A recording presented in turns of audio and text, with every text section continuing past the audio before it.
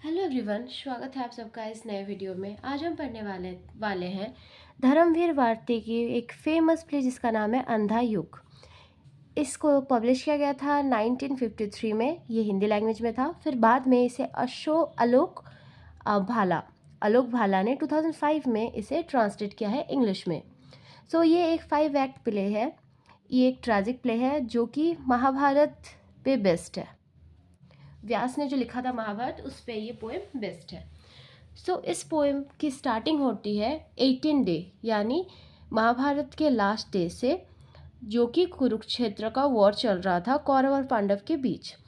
तो इसमें पहले प्रोलॉग है, फिर एक्ट 1, एक्ट 2, एक्ट 3, एक्ट 4 और एक्ट 5, और उसके बाद एपिलॉग भी है। हम जल्दी से समझते हैं। प्रोलॉग में ज़्यादा कुछ नहीं बताया जाता। उसमें बताया जाता है कि उसमें बोला जाता है कि ये जो युग है ये कली युग है, जिसको एज ऑफ डार्कनेस बोला गया है। और इसमें जो लोगों की मोरल वैल्यूज़, ह्यूमैनिटी, वो सब ख़त्म हो गई है और हर इंसान करप्ट और इमोरल हो गया है। बस अब कृष्णा ही गुड और इविल को सेपरेट कर सकते हैं, क्योंकि बाकी सब ब्लाइंड हो गए हैं, सेल्फ ऑब्सेस्ड लोग हो गए हैं, सेल्फिश हो गए हैं और कन्फ्यूज्ड हो गए हैं। इसलिए अब कृष्णा ही सबको रास्ता दिखा सकते हैं। तो ये प्रोलॉग है इस प्ले का। उसके बाद इसके जो मेन कैरेक्टर्स हैं वो है अश्वत्थामा, गांधारी, दुर्योधन, विदुर और कृष्ण। क्योंकि जितने भी कौरव थे सब अब तक मर चुके हैं। तो अब हमें दिखाया जाएगा एक्ट 1 द कौरवा किंगडम। इसमें हमें लास्ट डे दिखाया जा रहा है 18 तारीख। जो 18 दिन जो युद्ध चला था उसमें जो लास्ट डे था 18वां दिन, उस दिन जो लास्ट डे के इवनिंग को दिखाया जाता है कि वहाँ पे क्या हो रहा है। ओके, सब कोई बहुत ज़्यादा सैड है। जो विदुर है वो आसमान में देखते हैं जहाँ पे ईगल्स भरे पड़े हैं। ये देखिए, विदुर आसमान में देखते हैं जहाँ ईगल्स बहुत भरे पड़े हैं। और गांधारी उधर कृष्णा के बारे में उन्हें ब्लेम करती है, कहती है कि सब कुछ उनकी वजह से हुआ, वो चाहते तो ये सब नहीं, सब ठीक कर सकते थे। वो बहुत ब्लेम करती है कृष्णा को हर चीज़ के लिए। और बाद में जो विदुर होते हैं वो भी वही चीज़ सोचते हैं कि कृष्णा चाहते तो स्टॉप कर सकते थे, वो जो ग्रह है उनकी दिशा बदल सकते थे, पर उन्होंने ऐसा नहीं किया। इसके साथ जो एक्ट 1 है वो ख़त्म हो जाता है। इसमें बस कौरव के किंगडम को शो किया गया है। कौरवा किंगडम में जो लास्ट डे इवनिंग को दिखाया गया है। जो सेकंड हम लोग का एक्ट है वो है the making of a beast. तो मेकिंग ऑफ अ बिस्ट मतलब यहाँ जो अश्वत्थामा है वो बिस्ट कैसे बने, वो अच्छे इंसान से दानव कैसे बने। ओके, स्टार्टिंग ऐसे होता है कि जो संजय होता है, ये जो दुर्योधन है ना, उनका रथ वहाँ के जो उनका रथ चलाता है। वो फॉरेस्ट में वो सोच रहा है कि सब जो मर गए हैं, बैड न्यूज़ जाके वापस महल में कैसे लोगों को बोलूँ, सबको जो जिन लोग जिंदा है उनको कैसे जाके बताऊँ कि दुर्योधन और उनके सारे भाई मर चुके हैं। ये सोच रहे होते हैं। अभी बस 3 इंसान ही अलाइव रहता है, बाकी सब मर चुके हैं। एक है अश्वत्थामा, एक है कृतावर्मा और एक है कृपाचार्य। तो अश्वत्थामा अभी बहुत ज़्यादा गुस्से में है अश्वत्थामा, और वो चाहते हैं रिवेंज लेना। और वो इतने गुस्से में होते हैं कि एक वहाँ पे इंसान होता है जो कि फालतू में न्यूज़ फैला रहा होता है कि जो कौरव है वो जीत गए हैं, तो वो उसे मार देते हैं। वो इतना गुस्सा हो गए होते हैं। उसके बाद जो कोरस है, कोरस यानी एक ऐसा ग्रुप ऑफ पीपल जो प्ले के बीच में आके आपको बता रहा होता है कि प्ले में चल क्या रहा है।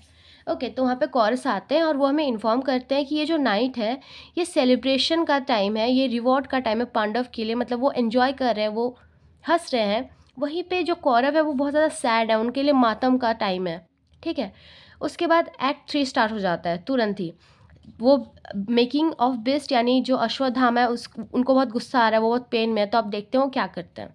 The half truth of Ashwatthama यानी आधा सच अश्वत्थामा का जो छुपा हुआ है, यहाँ पे हमें ऑथर वही बताती है कि आधा सच जो अश्वत्थामा था वो पहले से बुराई नहीं किया था, वो कैसे बिस्ट बना। यहाँ दिखाया गया है कि उनको जब पता चला सब मर गए तो उनको गुस्सा आया। अब यहाँ पे हमें उनका आधा सच पता चलेगा। संजय आके सबको बता देता है कि दुर्योधन मर चुका है और ऐसा डिस्ट्रक्शन हुआ है। उस टाइम जो धृतराष्ट्र और धृतराष्ट्र की एक मेड होती है, उन दोनों का अफेयर से एक बच्चा होता है जिसका नाम है युयुत्सु। और ये सिंगल बंदा होता है जो अ, कौरव्स हैं उनको बोलता है कि ये सब गलत हो रहा है और द्रौपदी का चीरहरण नहीं होना चाहिए। ये एक ही बंदा होता है जिसको शेम आता है, ख़राब लगता है सबके लिए। सो ये पांडवों का सपोर्ट करता है वॉर में। सो इसको जो गांधारी है वो बहुत इंसल्ट करती है, उसको ख़राब ख़राब बात बोलती है कि तुम कलंक हो वगैरह वगैरह, उसे बहुत बुरा भरा बोलती है क्योंकि उसने पांडव का साथ दिया था। सो ये हाफ ट्रूथ है। इसके बाद देखते हैं। सो सबको पता चल जाता है कि दुर्योधन मर गया है, क्योंकि जो संजय है वो आके सबको बता देता है। जो अश्वत्थामा है वो सबको बोलते हैं कि मतलब सबको रियलिटी सच बताते हैं कि जो दुर्योधन है उसको क्या बोलते हैं, उसके साथ ट्रिक करके उसे मारा गया है, मतलब उसे धोखा दे के मारा गया है। और उसका जो मर्डर है वो लॉ के अगेंस्ट है, ऐसा मर्डर नहीं करना चाहिए था कृष्ण को, ठीक है। सो बलराम भी ये बात पे सपोर्ट करते हैं और कहते हैं कृष्ण को अधर्मी यानी अनराइचियस और अनप्रिंसिपल्ड कहते हैं। कौन? बलराम, क्योंकि उन्हें भी पता है कि दुर्योधन को छल से मारा गया था। सो ये सब में जो अश्वत्थामा है बहुत ज़्यादा गुस्सा है, पहले से ही वो एक आदमी को मार भी चुके हैं। वो गुस्से में ओथ लेते हैं, वो कसम खाते हैं कि वो पांडव्स को मार देंगे। उसके बाद वो तीनों एक पेड़ के नीचे रेस्ट करते हैं, वो बहुत थक गए होते हैं वॉर के बाद, क्योंकि 18वां दिन है तो बहुत ज़्यादा थक गए होते हैं। वहाँ पे अश्वत्थामा देखता है कि एक आउल एक सोए हुए क्रो को मार देता है, ठीक है। सो इसको देख के उन्हें एक आइडिया आता है कि वो प्लान करते हैं कि वो भी ऐसे ही मार देंगे पांडव्स को जब वो सोए रहेंगे। सो जब वो जाते हैं उन पांडव्स के वहाँ, तब वो देखते हैं घोस्ट है जो कि पांडव का घर की रक्षा कर रही है और अश्वत्थामा को अंदर जाने नहीं दे रही है, ठीक है। इसके साथ हमारा एक्ट 3 खत्म होता है। सो एक्ट 4 में गांधारी का कर्स, गांधारी ने कृष्ण को जो कर्स दिया था वो देखेंगे हम।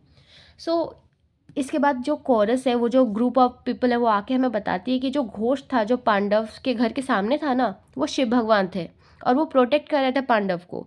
जब ये जो अश्वत्थामा है, ये जब बहुत प्रे करता है भगवान को कि उन्हें बोलता है कि प्लीज़ माफ़ कर दीजिए और वो सब रीज़न बताता है, तो शिवा उसे ब्लेसिंग देते हैं कि वो हमेशा जीतेगा। उसे वरदान देते हैं कि तुम जीतोगे, और वो ये भी बताते हैं शिव भगवान कि पांडव बहुत जल्दी मरेंगे। और अश्वत्थामा उसके बाद अंदर घुसता है शिव भगवान के आशीर्वाद से, और बहुत पांडव के कैंप में जो लोग होते हैं बहुतों को मार देता है। गांधारी जब ये चीज़ सुनती है तो बहुत खुश होती है, क्योंकि वो तो बहुत गुस्से में थी।